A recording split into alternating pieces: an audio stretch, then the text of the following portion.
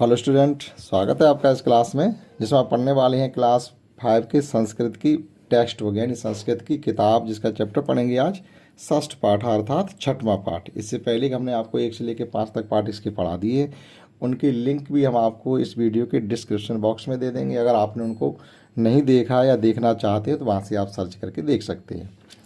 तो आज पढ़ने वाले हैं इसका छठवां पाठ अव्य शब्दा। अव्य शब्दा मतलब अव्य शब्द। ये अव्य क्या होते हैं? अव्य का मतलब एक ऐसे शब्द होते हैं जो हमेशा एक जैसी रहते हैं, बदलते नहीं हैं। जैसे इसमें देखो, ये आपको हाईलाइट करके लिखे गए हैं कुत्र। तो कुत्र हमेशा कुत्र ही तरह यूज होगा, चाहे वो एक वचन हो, बहुवचन हो, किसी के साथ भी हो, तो बदलता नहीं है। किसी भी लिंग या वचन के साथ हो, किसी भी विभक्ति के साथ हो, वो बदलेगा नहीं। ऐसे शब्द ही अव्य कहे जाते हैं। सीधी सी बात इतनी है।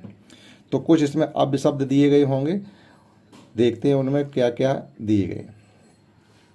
जैसे यहाँ पर पहला ये वाद विवाद है दो लोगों के बीच में, एक रमा है और एक विजय है। तो देखिए, रमा पहले क्या कहती है कि भो विजय। भो विजय मीन्स अरे विजय, सुरेश कुत्र अस्त, सुरेश कहाँ है। ठीक है। तो फिर विजय इसके बदले में क्या कहता है कि संप्रति। देखो, संप्रति भी एक आपका अव्यय हो गया। संप्रति सह विद्यालय अस्त, इस समय वह विद्यालय में है। विद्यालय का मतलब होता है विद्यालय में, अर्थात सप्तमी विभक्ति एक वचन, अधिकरण कारक। ये इतनी चीज़ें हमें सीखनी है। इसमें विभक्ति कौन है, सप्तमी वचन क्या उसका एक है, कारक कौन सा है, अधिकरण कारक है।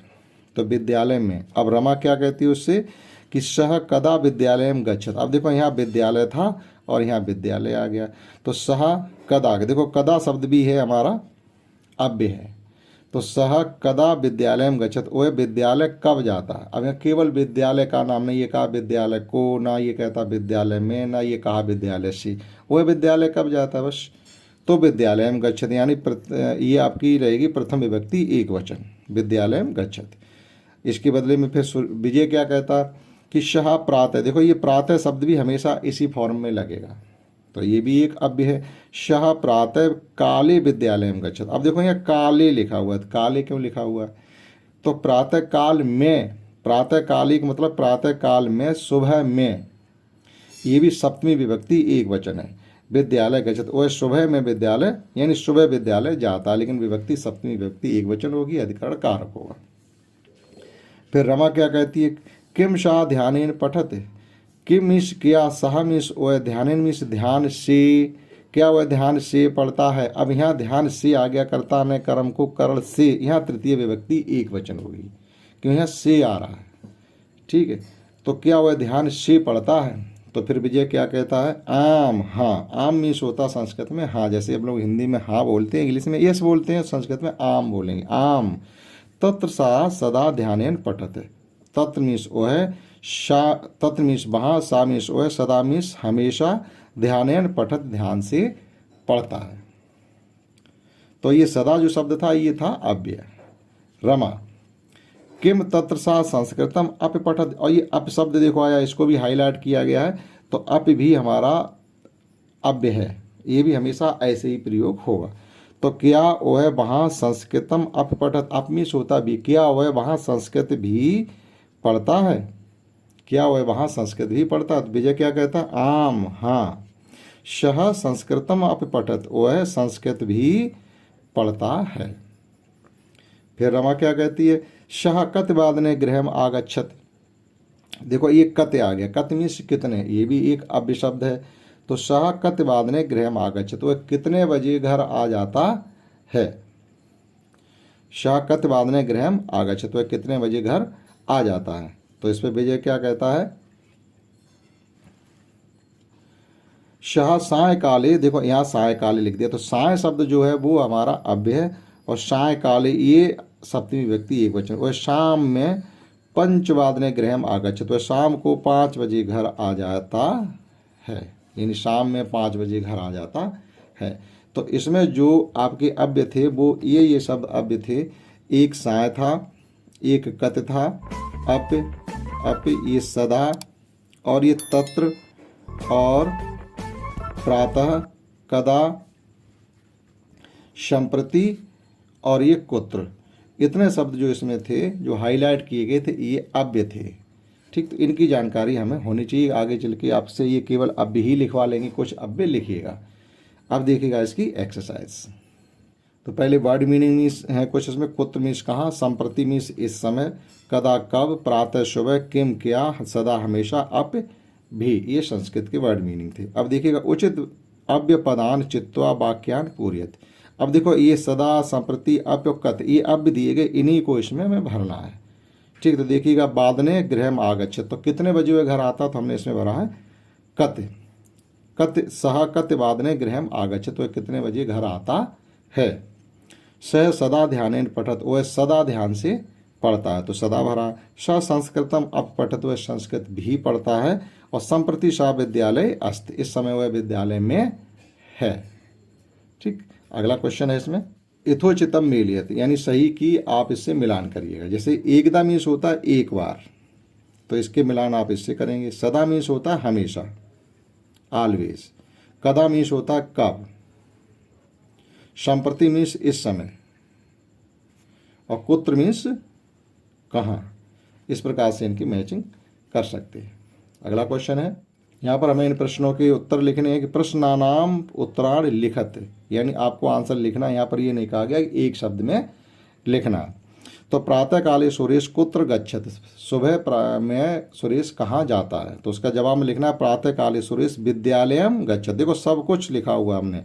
जवाब संस्कृत में कैसे दिए, केवल कुत्र की जगह उस जगह का नाम लिख देंगे, सेम सब कुछ वैसा का वैसा आप लिखेंगे, प्रातः काले सुरेश विद्यालयम गच्छत। आंसर लिखना आसान होता है। तत्र सह किम पठत, वह वहाँ क्या पढ़ता, तो तत्र सह किम की जगह जो पढ़ता हो तो हमने लिख दिया पुस्तकान पठत। भाई विद्यालय में क्यों जाते हैं, पुस्तक पढ़ने के लिए। ठीक है, तो तत्र सह पुस्तकान पठत, वहाँ वह किताबों को पढ़ता है। तत्र सह पुस्तकान पठत, देखो ये पठत आएगा सा के अनुसार, पुस्तकों को पढ़ता है। सुरेश कत वादने गृहम आगच्छत, सुरेश कितने बजे घर आता है, तो सुरेश पंच वादने गृहम आगच्छत। जब कत की जगह केवल हमने लिख दिया पंच वादने, पंच लिख दिया और सब कुछ जैसा कत ऐसा। स संस्कृत कक्षाएं मित्र से किम बदत, वह संस्कृत की कक्षा में मित्रों के साथ क्या बोलता है, तो संस्कृत में ही बोलता है। तो ता संस्कृत कक्षाएं मित्र से संस्कृतम बदत, केवल किम की जगह हमने लिख दिया संस्कृत, सेम सब शब्द प्रश्न से ही हमने लिए हैं, तो ये समझना इसलिए आसान रहता है। अब देखिए लास्ट सवाल इसमें क्या है, ये एक बॉक्स दिया गया, उदाहरण अनुसार अव्य पदान चित्वा लिखत, इसमें से अव्य ढूंढ करके इसमें लिखने हैं। तो देखो एक तथापि दिया गया तो तथापि लिखा, फिर एक अधुना मीन्स आज लिख दिया हमने, उसी बात सदा लिख दिया, फिर ये सर्वत्र लिख दिया है, फिर मंदम लिख दिया है, और फिर सह लिख दिया ये, उसके बाद एक दा लिख दिया है, और कदा भी लिखा है यहाँ पर, और अन्यत्र भी लिखा हुआ, और एक तत्र लिखा हुआ है, तत्र, ये तत्र। ठीक, तो इस प्रकार से और भी अगर आपके समझ में इसमें आ रहे हैं तो वो आप लिख सकते हैं। तो ये था पाठ छठवां। इसके बाद इसमें एक कविता और देखते हैं, सातवीं पाठ की, बहुत छोटी है, केवल उसको पढ़ाना है, उसकी एक्सरसाइज भी नहीं है। तो एक साथ आपके 6 और 7 चैप्टर हो जाएंगे। देखते हैं इसकी एक और पोएम। तो ये सप्तम पाठ में क्या है कि एही एही वीर रे, इसका मतलब क्या है, आओ वीरो आओ वीरो, ये कविता है संस्कृत में। ठीक है, तो देखते हैं इसको पढ़ करके, इससे आपको कुछ संस्कृत के नए शब्द सीखने के लिए मिलेंगे और क्या कविता का मतलब है वो भी मिलेगा। तो एही एही वीर रे वीरता विधेरे, भारतस्य रक्षणम रक्षणा जीवनम प्रदेरे, त्वम ही मार्गदर्शका त्वम ही देश रक्षका त्वम ही शत्रुनाशका देश प्रेम वर्धका, साहसी सदा भवे वीरता सदा भजे, भारतीय संस्कृतम मानसे सदा धरे, पदम पदम विलच्चलित सोत्साह मनो भवेत, भारतस्य गौरवाय सर्वदा रणे जयेत, ए वीर रे वीरता विधेरे। ठीक, तो ये था इसका सस्वर वाचन। अब इसका मीनिंग समझते हैं। तो ए वीर रे वीरता विधेरे का मतलब है कि आओ वीरो वीरता दिखाओ रे, आओ वीरो अपनी अपनी वीरता दिखाओ रे, भारतस्य रक्षणा जीवनम प्रदेरे, भारत की रक्षा के लिए, भारतस्य मीन्स भारत की, यानी षष्ठी विभक्ति एक वचन, रक्षणा रक्षक के लिए, ये हो जाएगा आपका पंचमी विभक्ति एक वचन, भारतस्य रक्षणा जीवनम प्रदेरे, भारत की रक्षा के लिए अपना जीवन दान दीजिएगा, बलिदान दीजिएगा। ठीक है, तुम ही मार्गदर्शका, तुम ही कौन है, रास्ता दिखाने वाले हो। तुम ही देश रक्षका, तुम ही देश की रक्षा करने वाले हो। तुम ही शत्रुनाशका, और तुम ही शत्रुओं का नाश करने वाले हो। देश प्रेम वर्धका मीन्स तुम ही देश प्रेम की भावना बढ़ाने वाले हो। साहसी सदा भवी, हमेशा साहस भवी, भवी का मतलब हो, आप हमेशा साहसी हो।